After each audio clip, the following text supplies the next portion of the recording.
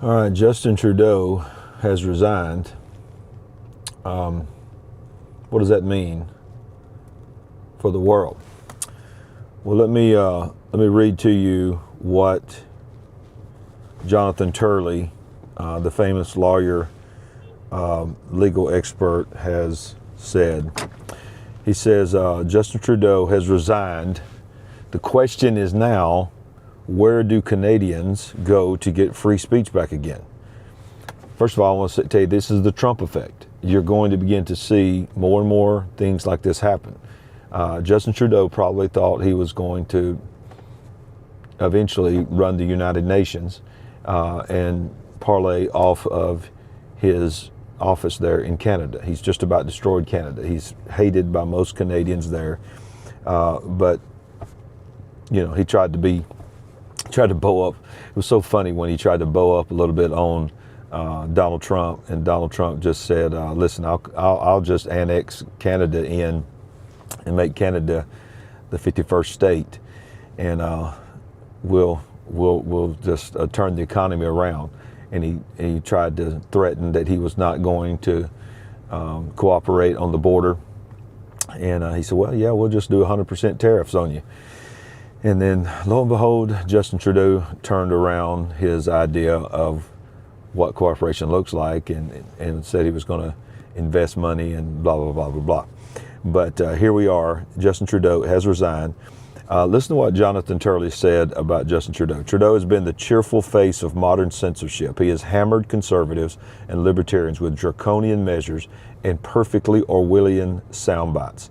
In the name of tolerance, he proudly proclaimed intolerance for opposing views. Under Trudeau, human rights commissions became virtual speech commissars in Canada.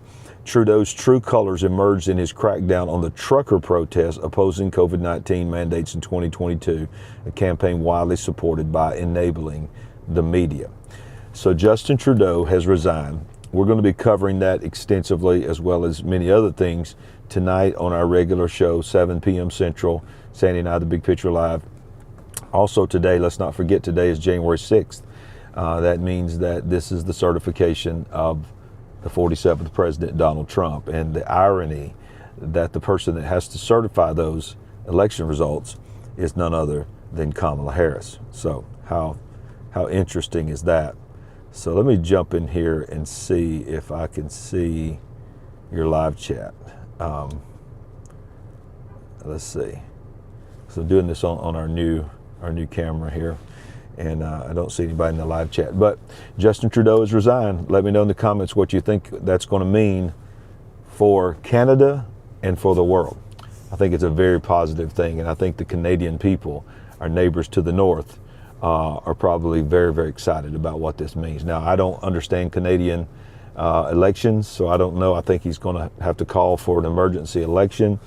And from what I hear, the Conservatives got a really good shot of taking over Prime Minister of Canada. And so, wow, how amazing would that be that Donald Trump comes in after all that was done against Donald Trump to become the president, and the Trump effect has now moved Trudeau out of the way. That's one thing. But what if a conservative that lines up with, more than not, the policies of Donald Trump, and now you have the woman that's the president of Mexico agreeing to set aside land and set aside facilities to house the people that are going to be deported by Donald Trump. She said even if they're not Mexican citizens, while they're awaiting their deportation. So the Trump effect above us and the Trump effect below us is in full effect. So yeah, okay, somebody's saying, unfortunately, he doesn't step down until March. Yeah, he can still do a lot of damage. Good point, Helen Dixon, in the live chat there. You know why that's important? Look at what, I started to say Biden, but Biden ain't doing anything. It's his evil people that's around him. They are doing everything they can do. They didn't do anything for 4 years. And now they're just every day doing something.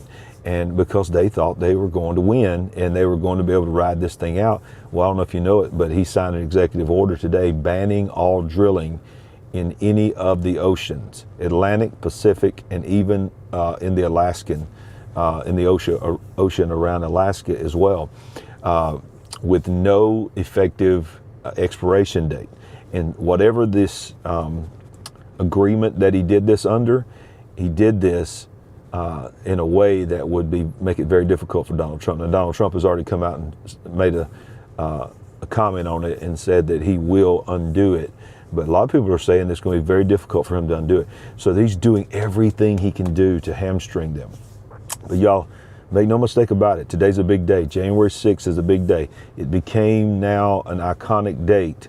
Everybody says Jan 6, J6. Everybody knows what that means. But let's not forget the lies that we were told. That's all I'm going to say. Tied to that date.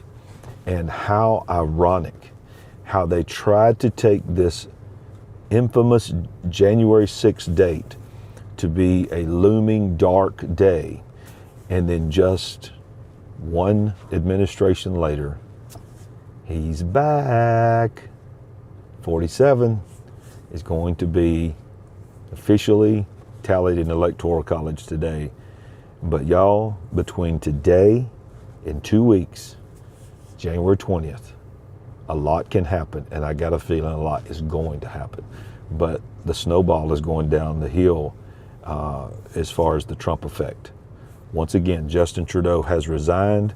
From what I'm seeing in the live chat, I have not read that yet, but I'm sure that you guys know what you're talking about, that he will not be stepping down until March, which is, I don't think the Canadian people want that. I think they probably want that to be done effective immediately.